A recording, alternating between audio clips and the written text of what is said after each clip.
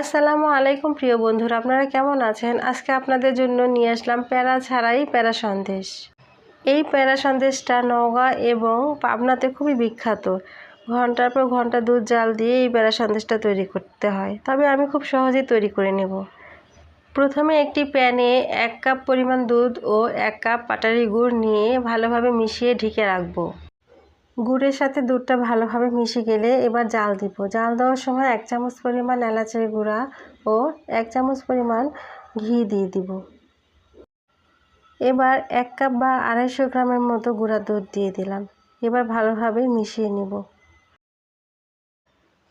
এখন এই দুধটাকে অনবরত নাড়তে হবে, তা না হলে এটা তলায় লেগে যাবে বা পুড়ে যাবে। নাড়তে নাড়তে এক পর্যায়ে চলে আসবে যখন এটা খুব ঘন থকথকে হয়ে আসবে। এই পর্যায়ে সন্দেশটা হয়নি। এখন এটাকে আরও নাড়তে হবে এবং যখন প্যান থেকে উঠে আসবে তখন বোঝা যাবে এটি হয়ে গেছে। এই পর্যায়ে প্যান থেকে সন্দেশটা উঠে আসছে। এখন এটিকে ঢেকে রাখবো 10 মিনিটের মতো এবং চুলাটা বন্ধ করে দিব।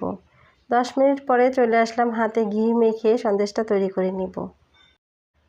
সন্দেশটা তৈরি করার সময় ছোট ছোট লেচি কেটে নিতে হবে। এবার প্রতিটা লেচি আলতোভাবে ঘুরিয়ে হাতে চেপে চেপে তৈরি করে নিতে হবে। একইভাবে সবগুলো সন্দেশ তৈরি করে নিলাম। তৈরি হয়ে গেল প্যারা সন্দেশ। আপনারা কিভাবে প্যারা সন্দেশ তৈরি করেন কমেন্টস করে জানাবেন। আজকের মতো এ পর্যন্তই। সবাই ভালো থাকুন, সুস্থ থাকুন। আল্লাহ হাফেজ।